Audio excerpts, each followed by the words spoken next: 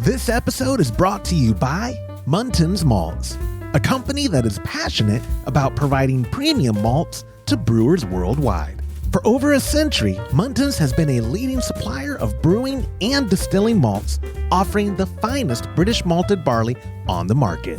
You can experience the difference Muntins offers by joining a recipe receiving tier of our Trub Club, because every kit that ships out now includes premium Muntins malt.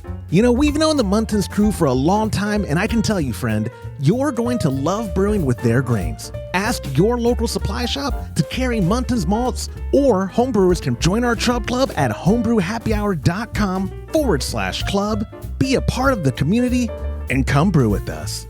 Thank you, Muntins, for supporting our efforts and homebrewers worldwide. Today's show is brought to you by HopsDirect.com. Grown in the esteemed Yakima Valley on the Pewterball family farm, HopsDirect.com offers the widest variety of hops available online at incredibly competitive pricing. It's simple. They grow hops, they sell hops, and they ship hops straight from their family-owned farm to your doorstep. Producing the highest quality hops is HopsDirect.com's passion, and they're proud to be an independent grower in the craft beer industry. Go to HopsDirect.com right now and get what you need to make your brew day better. That's HopsDirect.com. Today's show is brought to you by Imperial Yeast. You hear us gushing over Imperial Yeast all the time, and that's because their yeast performs for us in every batch that we brew. Imperial Yeast is adored by commercial breweries and home brewers alike. Their pitch-right pouches are jam-packed with over 200 billion fresh yeast cells, guaranteed to deliver flawless, fast fermentations every time. Imperial Yeast strains are grown by a team of pro brewers and home brewers who live to help other brewers learn more and ferment better. Join any recipe receiving tier of our Trub Club and get a free upgrade to premium Imperial Yeast with every recipe kit that ships out to you. Learn more at HomebrewHappyHour.com/club and come brew with us.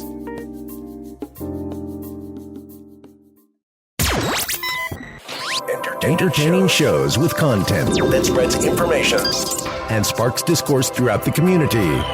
This is the Pearl Media Network. Our HomebrewCon 2023 experience and recap. This is Homebrew Happy Hour, episode 337.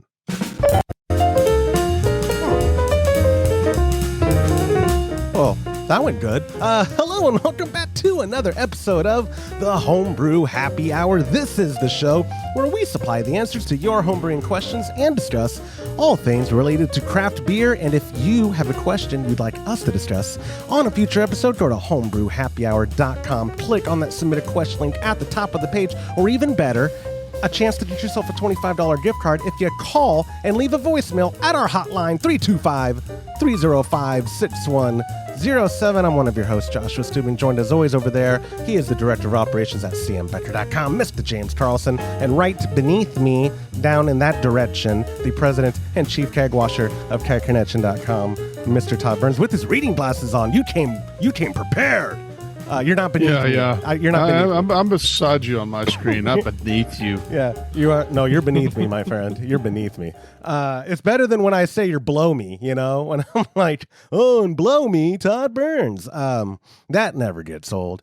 Anyway, y'all don't see it on the screen, but I like putting it back on there. I liked this week's artwork that I did. I took our Gilligan's Island club night photo, put it over a beautiful photo of like the downtown skyline of San Diego. It's a real treat. I'll send it to y'all after the episode. But anyways, I was looking at it and laughing. We are back from HomebrewCon. We tried this episode in the car. It didn't work. For me, the equipment, the road noise was a little much for those lavalier mics. I was editing it and I ran it through that processor that I always do called Auphonic, a little behind the scenes stuff. If you're doing a podcast and you want to polish your audio, auphonic.com. They don't pay us. I wish they would even just barter with us, because I use them for every video project we ever do. Well worth its weight in gold for the credits. Auphonic.com. Anyways, I tried cleaning it up and no avail. It was just and the beer was good. And then I was coughing a lot. It turns out Sunday when we were recording, I would get to all the details. I was sick, and you could tell on the recording too. But anyway, this is our recap episode. We're back. Todd, you were saying earlier, it's been a hectic week. Every time you leave, or what's the rule of thumb? Is it Murphy's Law that happens when you leave responsibility? Like you go out of town for this trip and then everything just, at your house specifically, y'all had issues. You had like power go out and your water go out. No, it was a disaster. Yeah, it was. Our power went out, our water went out, everything went out at some point or another. It was like Murphy knew I was out of town and my wife was there, so he took advantage. He did. So he did. Normally, Sancho takes advantage when I'm out of town. Pardon me, but anyway, yeah. But good. Well, he may have been here too. I don't know. We have no idea. Murphy's cousin Sancho. Right. But your father though is still a real man, and he took. I remember on the phone, you called him on our drive home, and he was like, "Don't. Did you see the photo from my plumbing job? Like your dad came through bid time. He fixed your water." Oh stuff. yeah. He the generator. We started the generator. So my mother-in-law could have. We always try to keep her safe because she's got some breathing issues. So we got everything going, and my dad was a huge help as always. At 88, he's amazing. He is. That's why I'm going to give him credit. You gave him kudos.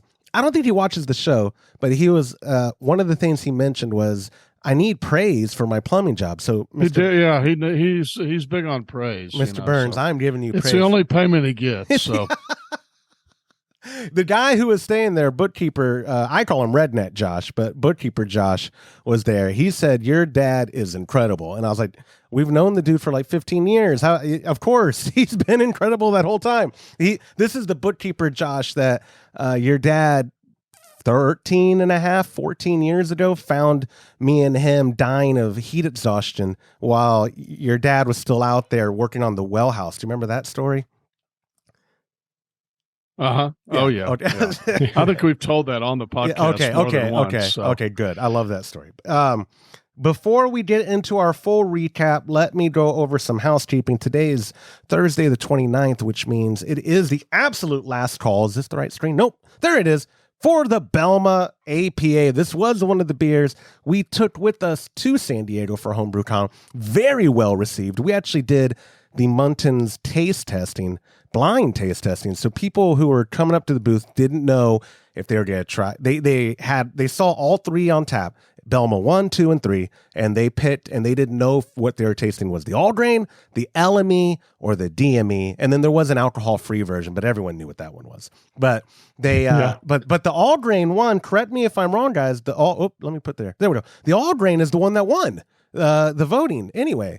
Right? Yeah, for 2 days. You're right. One of the two of the on ours. Yeah, on ours. Yeah, on our Saturday, because every day a different club had the booth basically, or a couple clubs shared the booth, the serving station. Their beer was on tap, and ours was exclusive on Saturday. And the Belma was the taste test for that day. And I don't even know what got second. Was it the LME or the DME? It was the DME.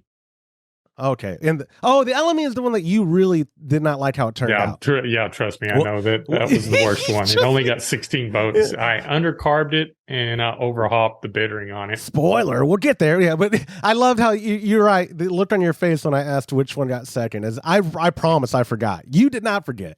I promise I forgot. No. But the delicious recipe, again, there it is on screen. It really came out good, James. The all grain one. Todd still has it on tap. Who brewed you brewed the all grain, and James, you did the other two, right? I did, yeah. And the alcohol free. You really pulled your weight in brewing for this. And the pills trip. And the pills and the alt. Holy moly. But yes, if you would like to, dude, somebody had to make up for you. That's true. Hey, I brought a Kolsch and I drank most of it. But let me. It was the most popular. You did bring a beer. I brought a beer. You're right. Go to patreon.com/homebrew happy hour. Join a recipe receiving tier, and you'll get this delicious recipe kit shipped out to your doorstep. If you do it between today the 29th and tomorrow the 30th. We have very exciting news on next week's episode for July's recipe kit, as well as something that it might correlate with in late October. So that's a good solid hint for most people. But I'm very excited about July's. We've been just coming out with bangers of fantastic recipe kits. All thanks again to our sponsors at Muntins Malt, hopsdirect.com, and of course our longstanding friends at Imperial Yeast. We did get an episode recorded with Nick Piper from Muntins on the show floor. That was published last week, late, but I still got it out.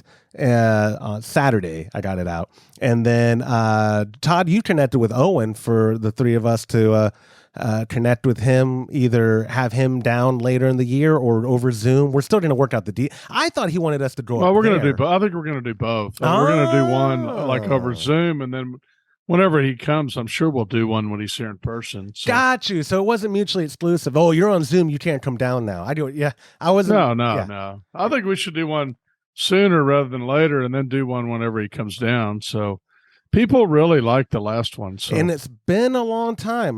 We haven't. It's been years. It has. Yeah. And you're not exaggerating. Normally when people say that, they're exaggerating. It's literally been years. It was what, HomebrewCon 2018? Because that was the one in Portland. Don't actually remember. I'm pretty sure, because that's the one that was in Portland, and we went early to go to their facility, and we toured it. And then we went to his office and it was when the show was still audio only. Remember? It wasn't even video yet. Because it was like episode 93, 94. Yeah. Yeah. But either way, it's been, I don't know. It's been a long time. This is episode what? 337. Yeah. I don't remember the number, any of the numbers of any of the episodes. So yeah. I sort of do. I can't remember what I had for lunch. Yeah. So I didn't eat lunch. But anyway, so yeah, we're going to have Owen on. We have good episodes coming down the pipeline. If you want to keep up with everything we're doing, obviously click that or smash that like button, hit subscribe, or join the Chub Club at patreon.com/Homebrew Happy Hour. And you can support our efforts, and we greatly appreciate you for doing so. I also just want to say, when you're in a recipe receiving tier, it is the absolute best bang for your buck. Go to a retail site and price those kits out and see what you can get them for shipped to your door. And then go look at what we're offering, shipped to your door, premium ingredients and free shipping.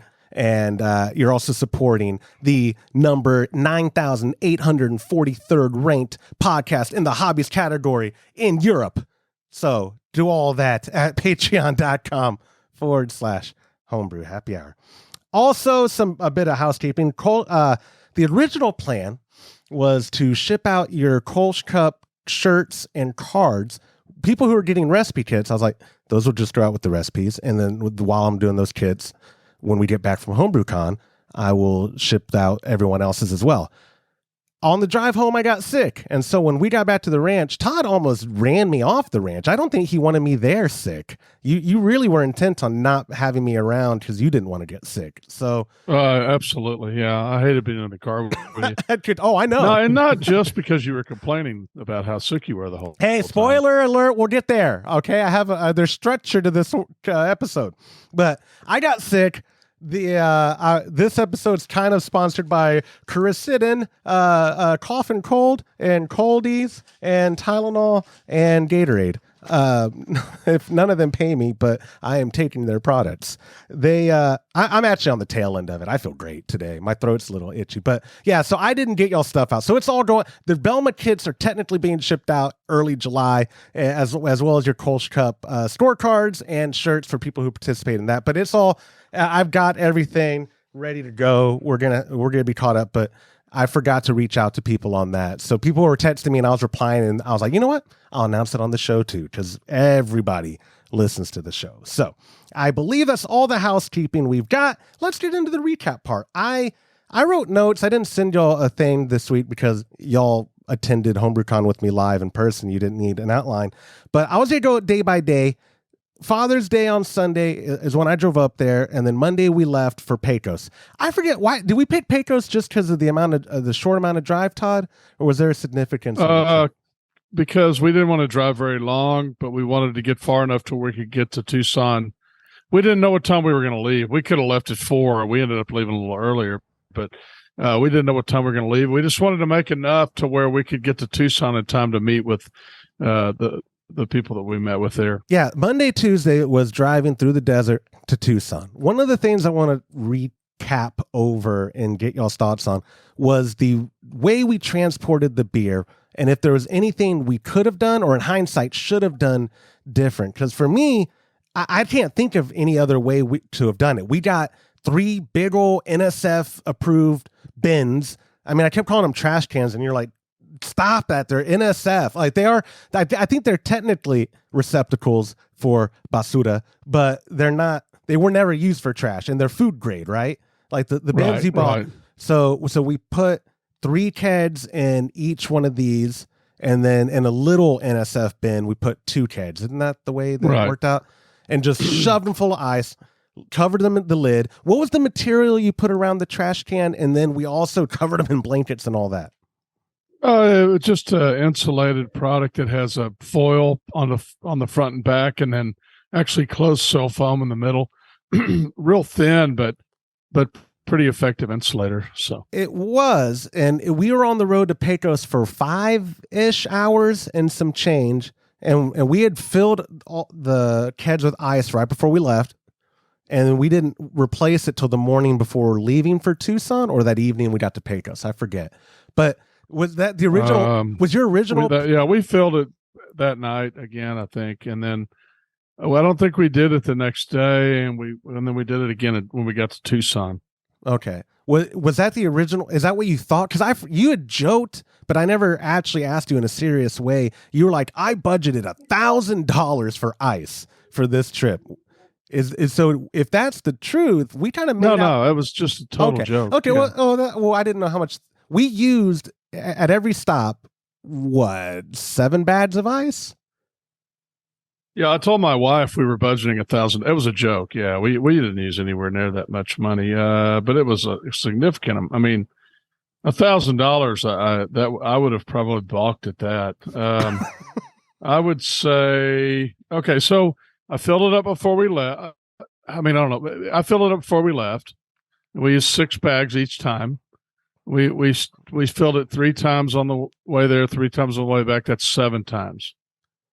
So that's 42. We probably averaged $250 a bag, so it's about $100. Oh, that wasn't bad at all. It was more of a pain in the butt, James, to unbungee, take off the 19,000 layers that Todd put on them, take the kegs out, dump the water, put the kegs back in, put all the ice back in. Put the lid on, put all the 19,000 layers back on, put the bungee around, and stop. I didn't even notice it. I mean, I just don't think you're used to doing a lot of work. No, wait a second. Especially outside in the sun. That's true. That's true. But I was going to mean, to be fair, you didn't do that much work. So I shouldn't say that. I mean, to drop you under the I bus. did. Yeah. How dare you? I was about to. No, I don't think any of us did that much work. It took like 5 minutes. Oh, it was not fun. James, back me up on this. Back me up on this. To me, it was so bad that when we had beer left over, I was willing to dump it. And you're like, no, that's just shocking to me. James, please. Yeah, no, I'm with you, Josh. It was so hot, and having to lift them out. You know, oh my God, my wrist is still not normal since last year when I fell. So I did notice when we got back, it started hurting again right here, and I think I was jerking too much. But yeah. Don't laugh at that, Todd. How dare you, James? You gave him a softball. I just got that. Yeah. He said he hurt his wrist jerking too much. So, I don't know. Todd, I'm gonna have to edit that because edit that out, please. He said give us a 1-star review now. And by I mean James Adriel right on there. My boss is a jerk. Lifting on the keg too quickly. I know what you meant, and I was doing. And you were just we just wanted to get it done because it was hot as hell. And so we were. What was that first place? We stopped. Was it Pecos? It was. Yep. Correct. Yep. And it was like 112, 113 degrees. Is that oil field country? Is that what people are doing out there? Because our hotel was packed. And I was like, it was. Who the hell is in Pecos, Texas tonight? And nobody was in the pool, which I couldn't believe. Nobody was walking around the facility. It was weird. It was weird. It was a weird town. Good for oil people, though. A lot of Ford Raptors, I'm sure, driving around that town. But Tuesday we go to Tucson. We had dinner. I think we've mentioned them on the show before. Our friends that help us do advertising, Basilisk SEM. Great time with them in Tucson. Tucson was a great city. That was my first time there. James, what are your thoughts on Tucson? Oh, yeah. Yeah, I love Tucson, and they were great company. They were, right? We had a lot of fun showing the young people that we can keep up with them. What do you think their median age was? Like 26? They're young, or they look young, or maybe we just don't look young. But I kept writing on my notes, emphasize how many times we re-iced. So I didn't want that's me complaining probably, Todd. I know you don't want to hear me keep whining about how many times we re-iced, but I did put that in my notes, a bunch of re-icing. On a road trip like this, and we stopped a couple times, in hindsight, do you think, like if you were to do this trip again, like let's say, I know next year they announced it's going to be in Denver, and we'll get to our thoughts on that. If they were like, oh, it's back in San Diego, would you still break it up in 2 days, Todd? Or would you rather try to drive straight through to Tucson, or even drive straight through to San Diego? Or for that? I would definitely break it up. I wouldn't to Denver though. Denver's a lot closer. No, right. No, I meant on a trip because on the way home, we drove all the way to Carlsbad and then drove all the way back to your house. So, we took a day of travel basically out of the equation. Well, the only reason we did 3 days is so we could use the end of one day to get further to Tucson so we could be there early enough to meet with the people we were meeting with. Right. So right. So that's what I'm saying. If we weren't doing that meeting, it would just be a 2 day. You would drive 2 days each way. Yeah. 2 days each way. Yeah. Because the drive home was only bad for me because I was sick. I drove that Sunday. I did drive like 3.5 hours in the morning before I felt like death. But I will fess up, I do love driving. Ask my wife. I love to drive. And I was telling Todd the whole time, I love driving. I didn't drive a lot on this trip. I got out of it, didn't I? Oh, yeah. I made a mental note of that. You basically made it sound like you were going to drive the whole. I love to drive. I don't mind to drive. I'm going to drive the whole time. I didn't lie. I just got out of it. That bad. Here's the thing too. James, like you were in the front, comfortable, and for like 1 or 2 times, James was in the back. I legitimately felt bad when I uploaded a little video of me setting up the podcast thing. I had on the Homebrew Happy Hour Instagram, literally no less than 50 people. I will show you all the messages. Oh, no ledge space, bro. No, where's the ledge space? Yeah, and I'm 5'0". Imagine 9' James back there, and I'm like, can I scoot up more? He's being nice, like, no, I got room. Don't worry about me. Da da da da da. Like, I have to have for you to have been comfortable back there. I would have needed the wheel on my chin. Because you're look at the photo. I'll put it back on the screen. The title. You're 1.5 feet taller than me and Todd. There's no way you were comfortable back there. That is a lie. I wasn't, but I figured you needed to have at least a little bit of front seat time. No, I don't. But Todd was just like, I'm not going to fight you, and he stayed up front. But it was, the driving. I got out of it.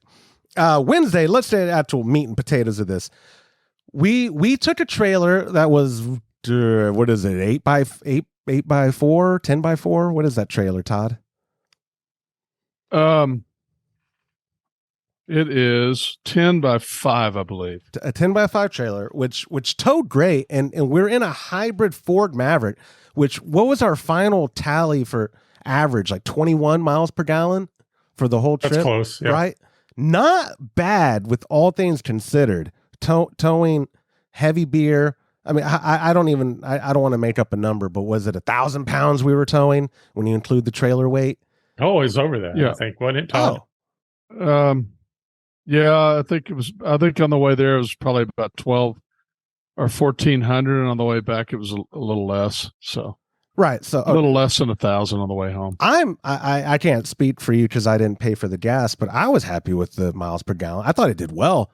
And it was smooth with the very short amount of time I drove. I didn't feel burdened by it, Right. Even in the really windy parts where like in some parts of the desert, it would say high crosswinds or whatever on the sign. I think it still drove like a champ. But But we drove and towed all that stuff because we were responsible for the draft systems at the Muntins booth. And so every day Muntins featured beers from local homebrew clubs, and they were doing the taste testing like I'd mentioned. We got there Wednesday because that's the day before where the AHA allowed vendors on the show floor to set up their booths. So when we got there, we were able to back the trailer right up into almost basically inside. They had a little garage door right up to the door and unload our stuff at the booth. Setting up the draft system was as smooth as could be, in my opinion. What are y'all's thoughts on how setting up the draft system went? Oh, super simple.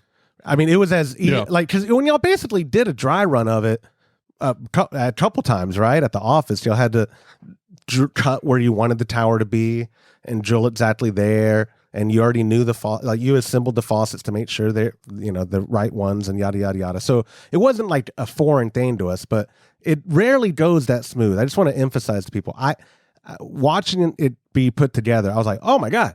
Oh, because we were there for maybe an hour before you were done? Oh, James and I did a lot of work beforehand. So, we spent hours and hours and hours getting everything ready so that it would just kind of plug and play when we got there. So proper preparation prevented piss poor performance. That's right. Yeah. Man, there's something to that. Next, you're going to tell me if you're not early or late, and I'll believe it.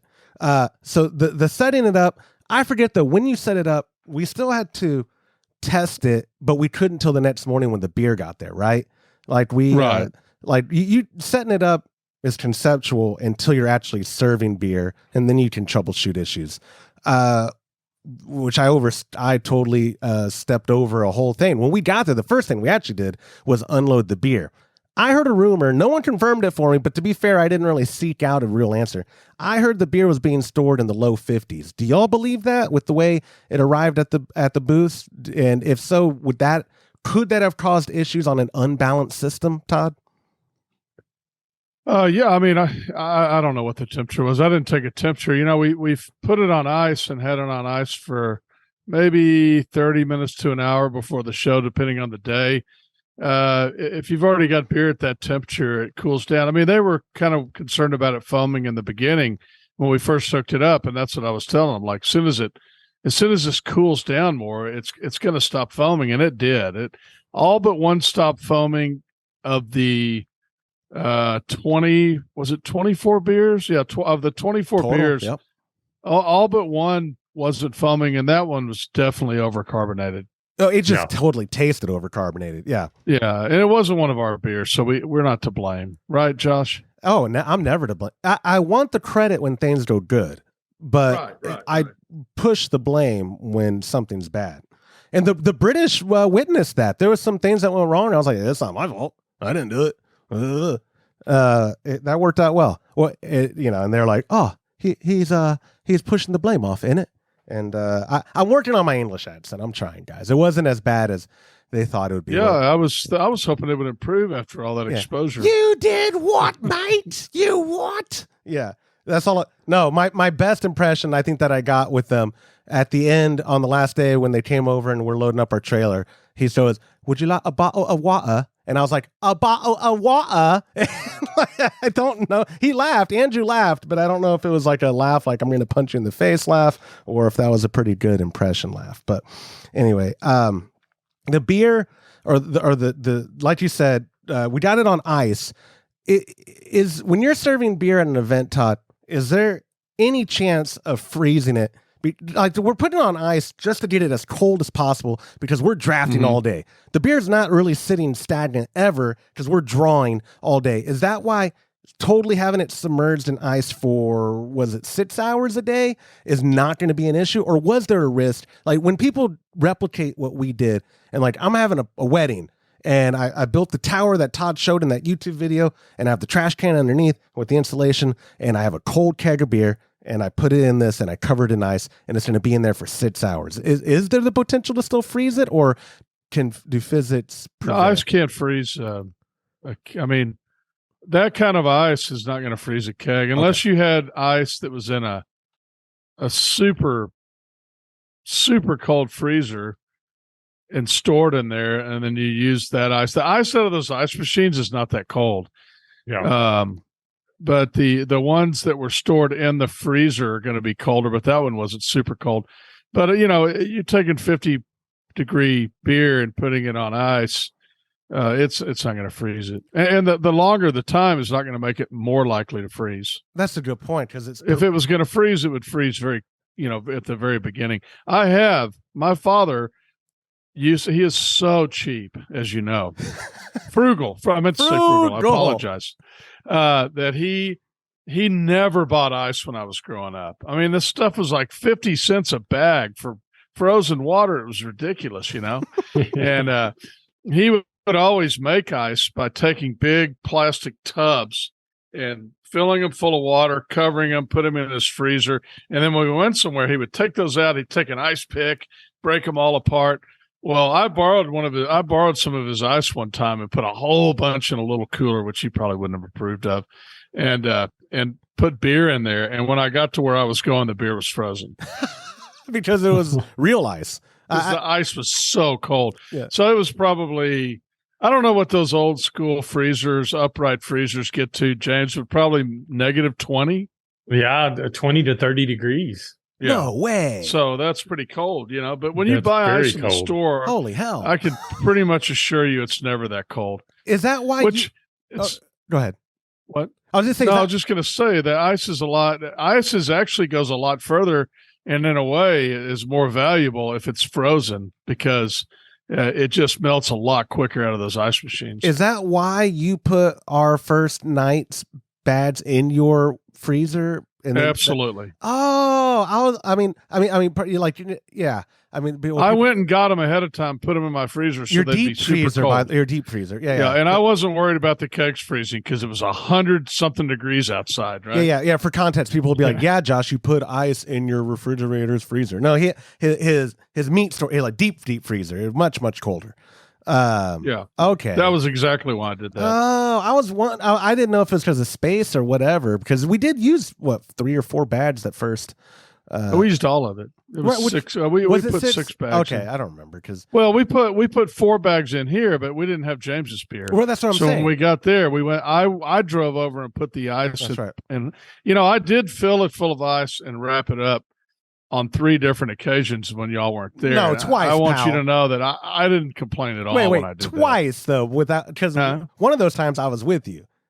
2 of them I wasn't. You were? Yeah, 2 of them I wasn't. Yeah, you did though. You did them in the 2 times that I really didn't want to do. The very first time leaving Comanche, and then Carlsbad. You got up and I got up at like 6 and went over and iced it all down, just so I wouldn't have to listen to you complain about it. So. Well, listen. Well, you were sick, so I definitely didn't want to listen. Is it Pavlov, the whole training? Like, I got you trained, man. You're like, I could have him do it, or he's gonna really moan and whine. I might as well just do it myself, and I'm over there. That was an argument my wife and I used to have. Is that I'm like, you got to make the kids do it. And she's like, it's too much trouble. I just do it myself. And I'm like, yeah, but then they never learn. It's actually more trouble to make your kids do stuff than it is to do yourself. Yeah, man. So. Yeah, you think this college dropout's an idiot? I know what I'm doing. But yeah, I didn't mean to drag out the thing on ice as much as we actually have gotten a lot of people from the tower build video, Todd, and the wedding kit video. Uh-huh. People are very interested in basically doing what we did, because what they don't realize, like, what we did at the booth is replicable for any event or conference or whatever. No electricity required, just access to ice and keeping your beer cold. That's the only 2 contingents, right? And the beer, like I said, it was a rumor from people at the club telling me, because how many people came up to our booth that were also club members of their own club there, James, and were like, come try my beer, it's being served here. But prefacing, it's not cold. They were storing it at 55 or whatever the number everyone kind of made up. We heard it a few times when people would come try to get us to try their beer either on club night, or they were serving club beers on the show floor. Like our buddy Doug, he had a great alt beer, but he came up to us, and I think he's the one who said like, it was stored in the 50s, and that was like the 5th time I had heard that. So I was like, well, they're probably stored in the 50s because that's what's easiest in a mobile cool room, right? They had like trailer beds or containers, shipping containers that they converted to cold storage, and dropping those down to 30s is probably very expensive with gasoline or electricity or whatever they're using to get it down. But my point just being, people can replicate what we did without electricity very easy, and using any of the kind of portable kits that we have, or even we actually use full-blown 5-pound cylinders. I'm happy. I wish we'd taken even more photos of how it turned out, because what is the dimensions of the tables we used? The card tables, were they 5 by 3s or 5 by 2s? What were they? They weren't big. No, I don't remember what they were. I'll get the dimensions. They were 2 by 6, I think. Were they 2 by 6? 2 by 4. 2 by 4. They're 2 by 4. Not very big. 4. Each one of those underneath, they're draped. They were drilled out for towers. Each one underneath them had those trash cans, for lack of a better term, and the whole the gas side, which was a Becker regulator to a 4-way air distributor. Correct me if I'm wrong, James, because you're the one who set it up. And just standard on one tower. Pardon me. It was all flow control faucets, so those had to have been 1/4-inch tubes. Liquid. Oh, they were 5/16. So we had the flow control 4-faucet flow control Becker tower. We had 2 V10s, 2 X1 stainless steel. We used 5/16 ID hose because they're compensated. Running to we had Todd set up a really cool 4-way manifold to the regulator attached to a 5-pound cylinder. So real simple setup, worked great. We were able to shut off individual kegs if we needed to. On the other side, we had 2 3-inch towers with regular 5-foot lines, regular faucets. We were running 2 V3S forward sealing faucets. Then we had the 2 X2 creamer faucets, which they have a conventional internal valve. Same thing, 4-way manifold connected directly to the Becker regulator and a 5-pound cylinder. Easy peasy, done. Puts together easy, takes apart even easier. I was going to say the setup, y'all got to take your time, and it's still. Yeah, I'll wait for Todd to put the headphones on. I was saying the setup, even when y'all got to take poured beer, I love it. Even though y'all got to take your time, it barely took you 45 minutes for both tables to be set up, like and ready for the beer the next morning. The breakdown, I've never seen you work faster. Both of y'all. I was taking stuff like taking kegs out and taking the trash cans out, and by the time like the kegs were gone, I come back. James had all the tower, everything wrapped up in the box. Like, it was quick. That breakdown was what, 20 minutes, maybe 30 minutes, maybe. Yeah. We even had wing nuts on some of the screws. I mean, we had it set up. The faucet, the flow control 4-faucet tower had wing nuts. Yeah, that was a good call. The wing nuts. So this is the mild beer that we served at the show. And this, I just wanted you to see this. If anybody was at the show, I don't know if you remember the Belma, but it was very, very clear.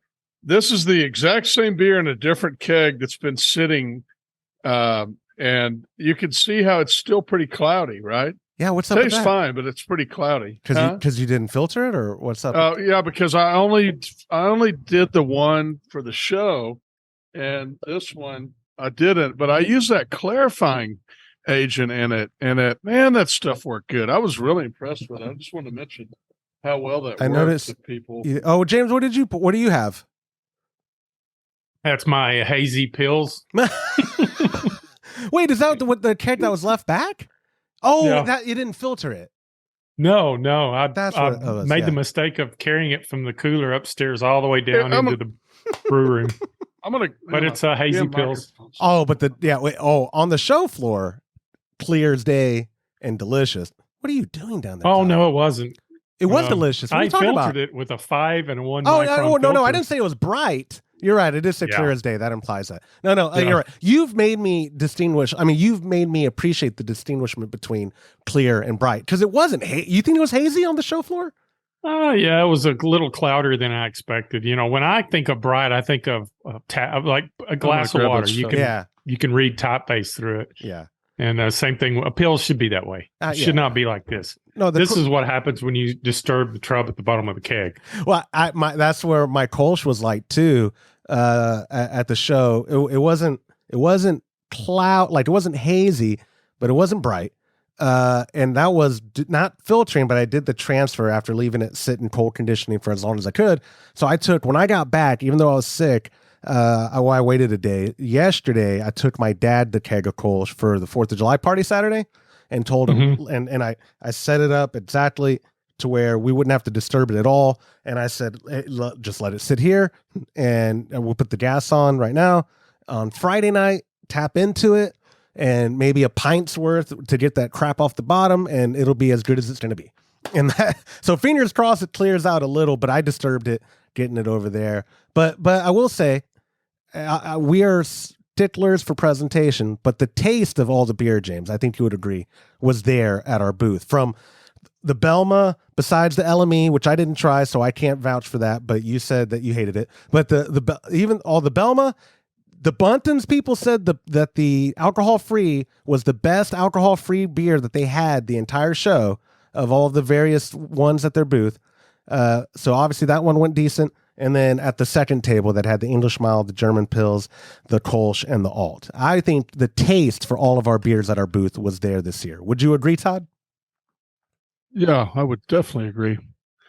Okay, so I couldn't find that stuff, but I just want to mention it's called Super Clear KC, and I'm telling you, it saved me. So if I hadn't, my beer would have been hazier than that if I hadn't used that stuff. I haven't used it in years, but I was very impressed with it.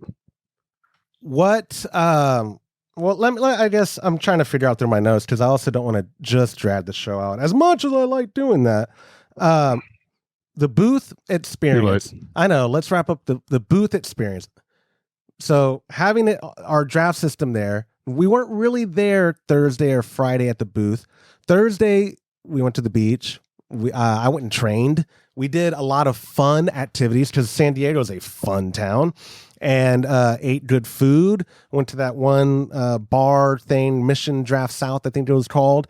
We had a good time. I think this trip, what I enjoyed the most was we enjoyed ourselves in the town. It wasn't just work. Right. Which again, in our industry, work is relative. It's not usually, I don't complain a ton. Let me finish the sentence.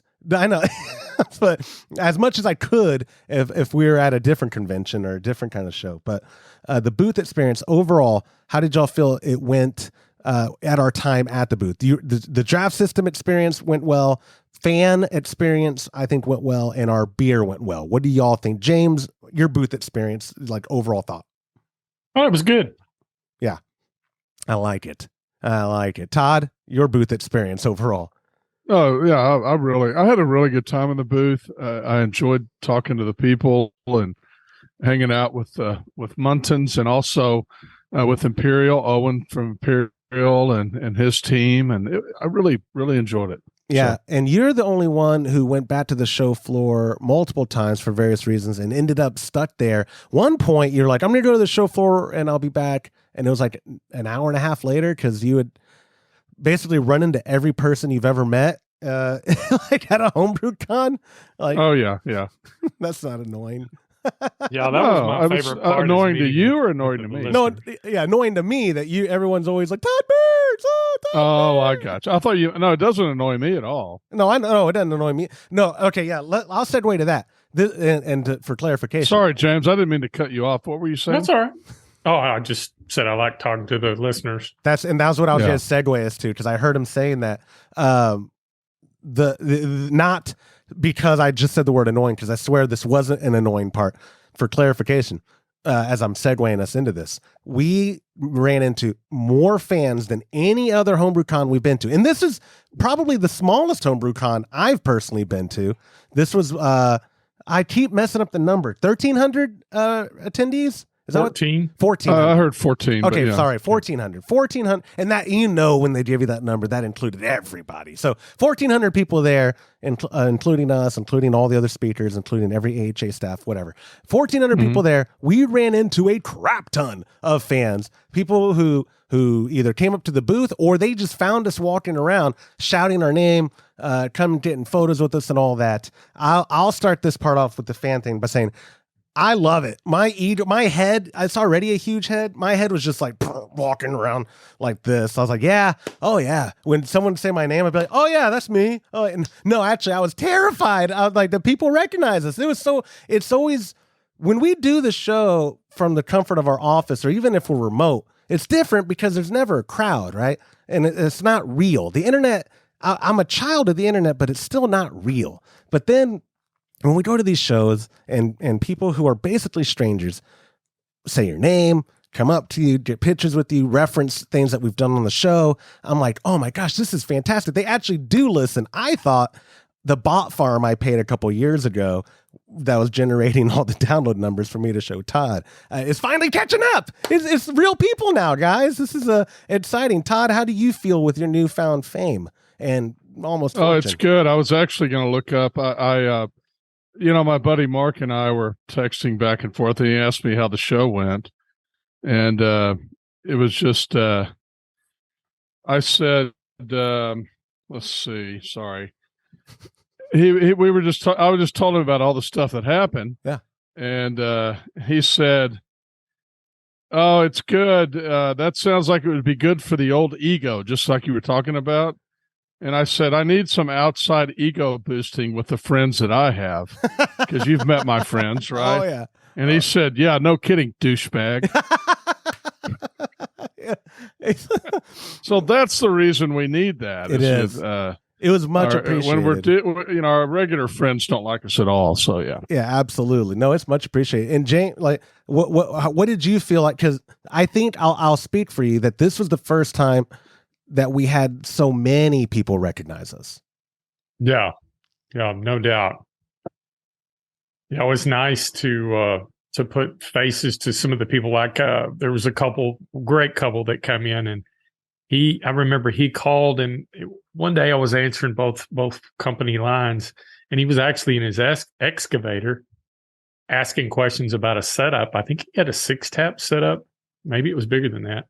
Well, anyway, he approached me and said, by the way, I'm the guy that you talked to that was in the excavator. I said, I remember that. And they were so nice. Everybody was. Yeah, everybody was nice. That's a nice thing about HomebrewCon, though, is people are happy to be there. They're there because they want to be there, and they tend to be really nice. So, I love it. Well, that is what we say absolutely about this industry. Even on the retail side of people that we call competitors, 95% of them are very cool and relaxed, and we all get along. I would say on the consumer and fan side, 99.9% of them are cool and laid back. And like any one of them that came up to us, I would feel very comfortable hanging out with and having a beer afterwards, because we ended up doing that a couple nights, right? Where we'd end up in the lobby and we'd have people like, I saw our buddy, he's in Chub Club, our buddy Walter, it was picking your brain one night. I saw that, James, and you were just having the time of your life, because you're like, you're talking about the stuff you love with people who actually care to hear it, right? I know. And I would get asked questions, and I'd be like, "Yeah, James is right over there. Go ask him." That's what I love doing on the show. That's my shtick. Let's talk. Let's get to now Friday, and we are doing our talk. Serving your homebrew, all about, or pardon me, I forget what the title was of it. I think I have it on here actually. It was called "Serving Your Homebrew," all about draft beer systems. We came in prepared. We had a great PowerPoint presentation. I haven't used PowerPoint since high school, maybe college. It's actually gotten really good. I like PowerPoint now. Microsoft, give me money. I like PowerPoint. We did it. They gave us a pretty big haul. Agree or disagree, James? It was a mistake for you and I to go check out the hall before our talk. Yeah, it was pretty intimidating. Wasn't it? Yeah, no doubt. We peeped our head in on a different talk, and none of the talks were like overflowing, which helped my nerves a little. But that room was huge, where I was like, oh, the potential for like, what could it fit in here? Oh my God.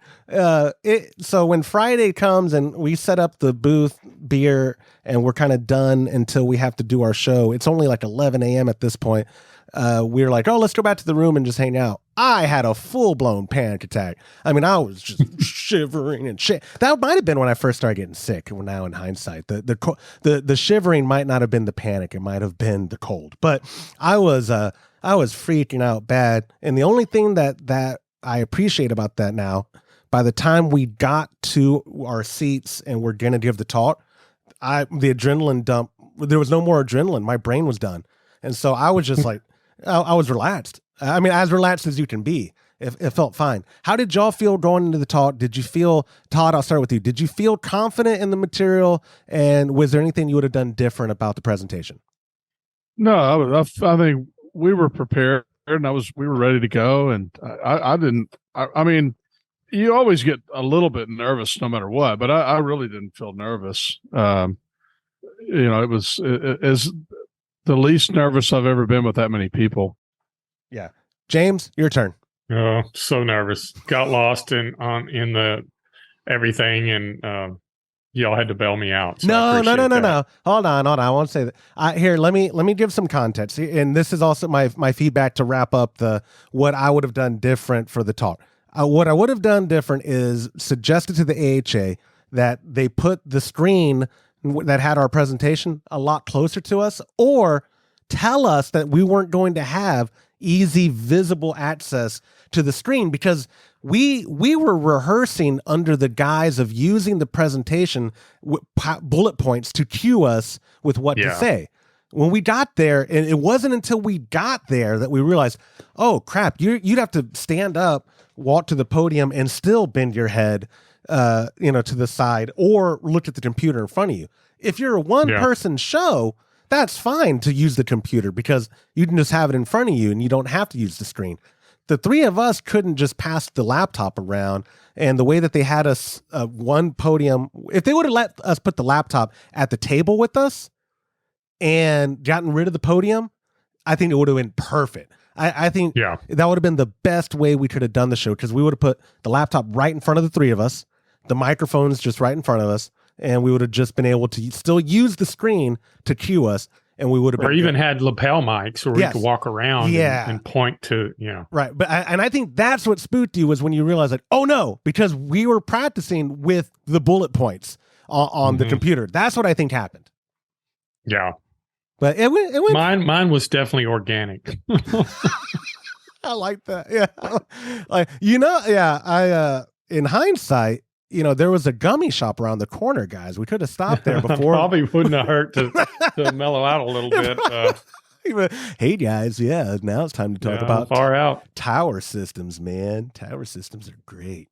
But I to wrap up the talk, I wish we could have recorded it. I thought they did video recordings. It turns out they don't. They just did the audio and the slideshow. They recorded, I guess, screen capturing it. So if you want to watch ours, in years past, because we were doing sponsor talks, we were able to republish it. This year we can't. But if you're a member of the AHA, which you should be, go support that organization. You can go watch it at the American Homebrewers Association.org.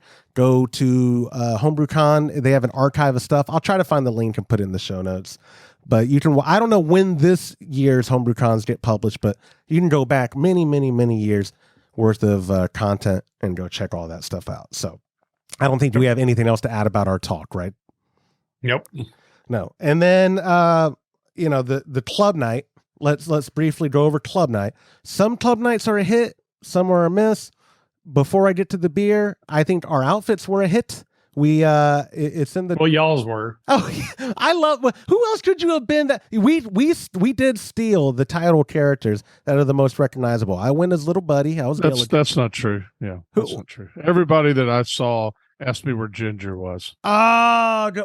Ginger. I thought Marianne was the hot one. Ginger was the hot one. I don't know. Everybody was like, "Where's Ginger? Where's Ginger?" Yeah. We would have thought about that. I might have put a wig on and some hot pants. Oh, we would have had the show. We really would have. And it would have made a much prettier title screen right there if you were dressed up as Ginger or Marianne. But there we are on the screen. I know y'all don't see it. Gilligan, Skipper, and the Professor. It was kind of funny because what did you say? We separated at one point and you came back. You're like, I just look like lawyer, like a banker, got lost, a banker who got lost because I had a button up, long sleeve white shirt, khakis, and my Van shoes on. You did have your Van shoes on. I like that. Yeah. Todd had me like painstakingly try to recreate the costume, and like we couldn't blame the shoes on why people didn't recognize you. It's true. When you weren't with us, it was not obvious at all. And then even like you said, even when you were with us, we're like, yeah, I'm the professor. And like, oh, okay, I can see that. Yeah. Who? Huh? I should have made a prop for you, like a coconut radio or something. Then people would have understood you were the professor. Didn't he make a coconut radio, or didn't he actually they made everything out of coconuts. Yeah, didn't he make a nuclear reactor on an episode, or am I making that up? I think I saw that on YouTube. Don't remember that, but they were pretty creative when it comes to making stuff out of nothing. But they never got off the island. Or is that how it ended? They did finally go off the island. That poor Gilligan. On Galaxy Quest. Oh, yeah, on Galaxy Quest. Oh, yeah. Hey, we actually drove... Didn't we drive by one of the filming scenes of Galaxy Quest? No, I thought it was, but it was actually filmed in Utah. But it looks the same. It was the same kind of geologic formation. It was really cool. Imagine like a caliche pit or a gravel pile, but they're boulders. It was amazing. It was awesome. You were driving. I was in the back. You go, Josh, that's where they filmed Galaxy Quest, isn't it? Well, it looked just like it. You know, the rock one beast for one. One for one. It was one. awesome. Exactly like it. Yep. I saw Tim Allen out there. I was like, oh my God, he's still there. But club night, our costumes were good. Not here. Before we get to the beer, not a lot of people really dressed up overall. Did y'all notice that? I mean, in costumes, like people wore Hawaiian shirts or like, oh, we're relaxed. But I did not see a ton of people in costume. Did y'all? No, there was not a whole lot. There was some. Annie was. I don't know what she was, but yeah. she had enough ribbons to completely cover her whole cape. Yeah, she was serving. She bragged about malt liquor, yeah. And it was really good. I have to say that was probably one of the best beers I had at the show. It was super bright. Always makes good beers. Yeah. Oh, and it was really good. Annie's malt liquor was really good. Yeah. And it didn't taste like the malt liquor I ever had in college. That's for sure. Which made me... No, it was way better. I would call that insulting to call it malt liquor because it tasted so much better. That's what I was saying when we were trying it. I go, but what is this? Because remember, I asked her, but what is this really? You go, dude, it says malt liquor. I think it is malt liquor. I was like, oh, I thought she was joking because it does not taste like malt liquor. No, it was delicious. And I actually had, thanks to Andrew from Muntins, he taught me into trying a sour, and I had a watermelon sour, and I think you did too. Oh, it was excellent. That one was not very sour. You did. You told me try this watermelon beer. So that was your first. That was good because if you would have said watermelon sour, I would have been like, "Here's the finger." No, but you were like watermelon beer. I was like, "I don't like watermelon beer," and you're like, just try it." I did. It was subtle. It was good. It wasn't bad. Yeah. But you did try also later to get me to. You're like, try this Irish red beer, and it was like the most dark looking cherry color. I had that one. Sour. Yeah, I had that one. It was strong. A strawberry sour, James. Mm-hmm. Yeah, you were trying. I've never seen you try more sours in my life. I had like at least a half a dozen. But I mean, Andrew was like, "You got to try this one. You got to try this one, mate." So I'm like, "Bring it on! I don't care." You're a team player. But my taste buds kind of went away. That's the one thing I noticed with sours is as you had more and the more potent they were, they were joking. The crew at Muntins was joking that it would take the enamel off your teeth, you know. And I don't know how much of that is true, but it definitely. You believed it after. I couldn't. You don't want to get drunk on a sour, I would think. No. I actually was doing. There was a bunch of Kolsch at club night, and for the most part, they were good. Out of the 5 Kolsch I had, 4 of them were very good, and I would have gotten more. Only one of them was not good, and I think it was a flaw of the beer. It was very buttery, so you can't fix that. Not at club night, but overall. The beer at club night, Todd, would you say below average for all the other homebrew cons you've been to, right on par, or above average compared to other homebrew cons you've been to? It was a lot better than the last time I had it in San Diego. I always remember thinking how good it was going to be in San Diego in 2015 and being disappointed. It was the only one I've ever been to where I was like, wow, there's a lot of really bad beers here. And this year, I thought they were really good. You know, one of the things I noticed at the show where I had a lot of bad ones, I asked a guy in a booth, I was like, you know, you guys have been brewing forever. You have some really good beers, and then you've got some terrible beers. And he was like, you know, it's really hard because you get new people.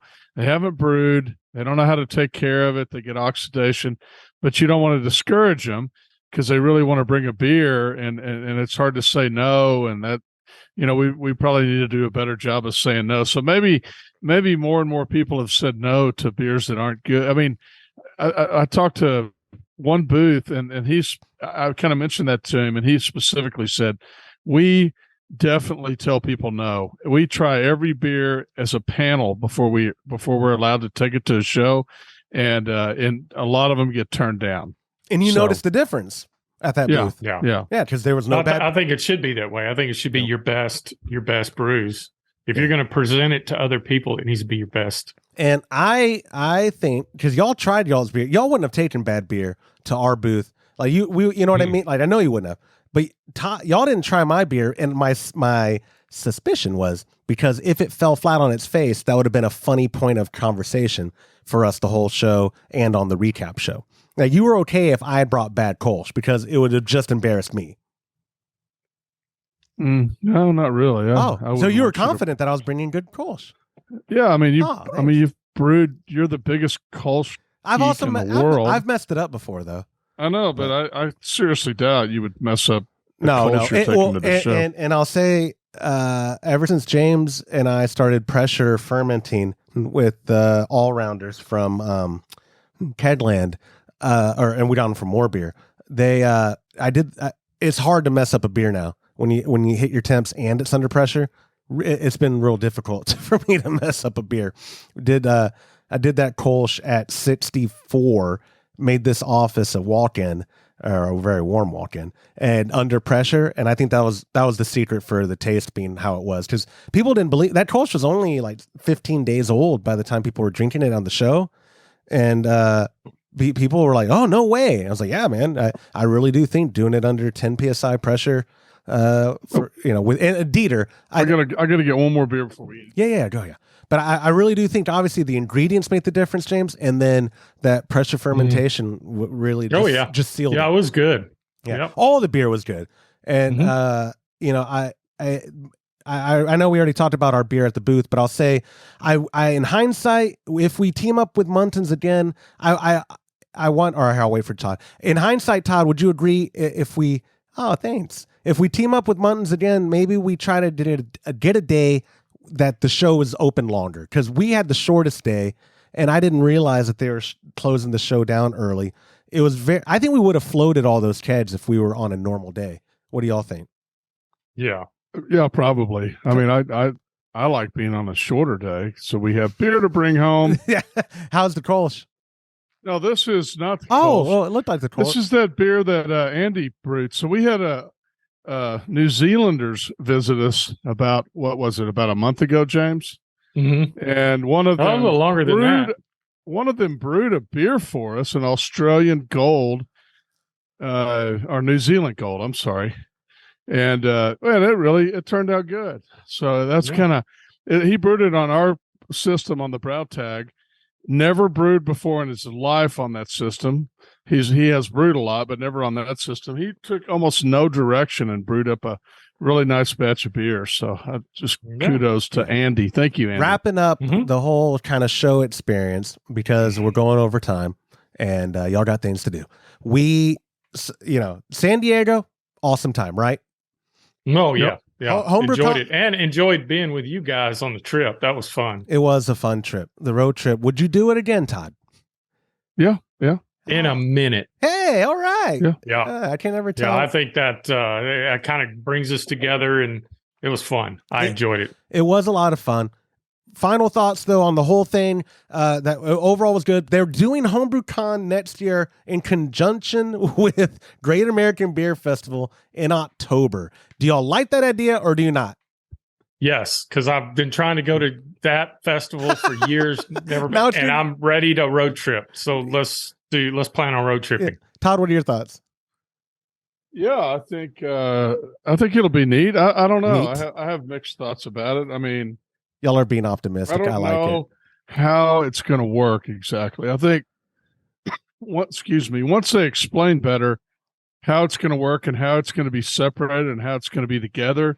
The only thing I don't like about the Great American Beer Festival is that, like on Saturday night and even Friday night, it's nuts. So I suspect, they've always done a Saturday morning thing for members only. Yep. And most people that go to it are not members of the BA or of the Homebrew Association. So it's the only one. It's very interesting. These are about the size glasses they give you. It's the only one where they give the attendees an actual glass. The other ones are plastic. All plastic. And it's kind of fun because that morning when you're drinking beer, because we love to drink beer in the morning. That's always weird for me too. But anyway, anytime somebody drops a glass, the entire thousands of people start going and mocking the person. That's fun. But I suspect, if I had to guess, they're going to do something like that. They're going to maybe open it up to just HomebrewCon members, and that would be really nice because it would be a lot less crowded. I think it would be a lot nicer crowd, and that would be a fun thing if they could do that. Yeah, and this is the only topic I really am soliciting people's opinions in the comments at youtube.com/homebrew happy hour. What do you think about their decision to combine? Is this the first time you're hearing about it? And if so, they're combining HomebrewCon and Great American Beer Festival. I'm skeptical. We can go into details later because we're already way over time. And I'll also skip over all the minutia of the caverns and all that. We had a great road trip home. I got sick. I whined, blah, blah, blah. If you want to hear more about it, reach out to me. But again, please leave a comment below, or if you're an audio listener, leave us a voicemail. I'm desperate in need of voicemails. If you missed it a few episodes ago, I deleted some again. So I only have like 4 left right now. And one of them is feedback. So if you want a $25 gift card, call it in at 325-305-6107. Guys, thank you so much for your time. The trip was a blast, even though I was whiny and sick on the way home. But I appreciate y'all's patience with me, and I'll see you up there next week when I come up to do Kolsch Cup and recipe kits. Cool. Thanks. Later, guys. Bye. And that will do it for this episode of the Homebrew Happy Hour. If you have a question you'd like us to discuss on a future episode, go to homebrewhappyhour.com and click on that submit a question link at the top of the page, or you can call, leave a voicemail, and be Todd's best friend at 325-305-6107. Thank you to our show sponsors like Munton's Malt, premium grains for a better brew day. If you aren't already brewing with Munton's Malt, you can give them a try exclusively by joining the Trub Club at a recipe receiving level. For the best hops available online, give our friends at hopsdirect.com a visit and pick up what you need for your next brew day. Also, you'll get a pack of Imperial yeast along with our premium recipes when you join the Trub Club.